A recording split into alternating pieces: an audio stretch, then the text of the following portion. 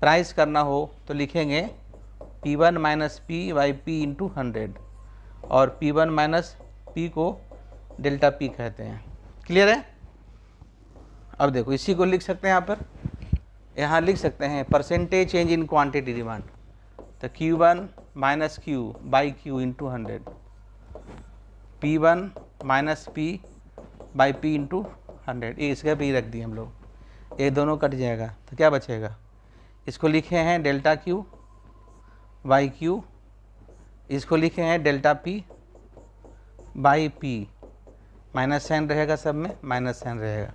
Solve कीजिएगा तो delta Q by Q division delta P by P, delta Q by Q into करेंगे तो P ऊपर चला जाएगा, डेल्टा P हो जाएगा।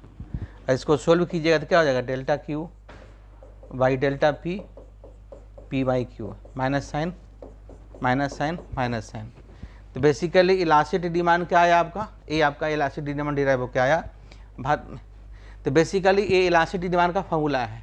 तो जब आपसे पूछता है कि what do you mean by elasticity demand, एक क्वेश्चन रहता है ना what do you mean by elasticity demand, तो व्हाट डू यू मीन इतना तक हम लोग लिखेंगे, है ना।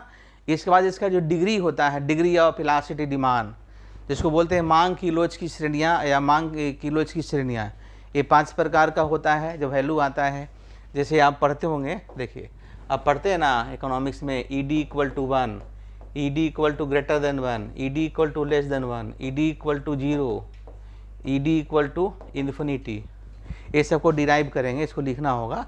तो बेसिकली ED इक्वल टू 1 तो इसको बोलते हैं हम लोग यूनिटरी इलास्टिक डिमांड या यूनिट इलास्टिसिटी डिमांड या मांग की इकाई लोच।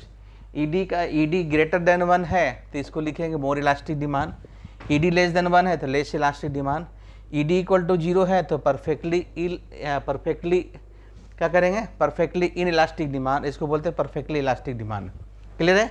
इसको सब हम लोग प्रूव करेंगे, वेरीफाई करेंगे न्यूमेरिकल के साथ।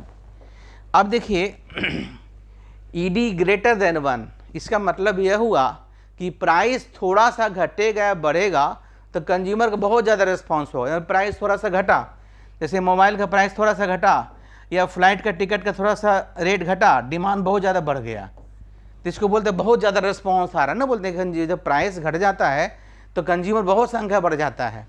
उसी तरीके से जो लग्जरियस गुड्स होते हैं उसका प्राइस अगर बढ़ेगा, डिमांड घट जाएगा।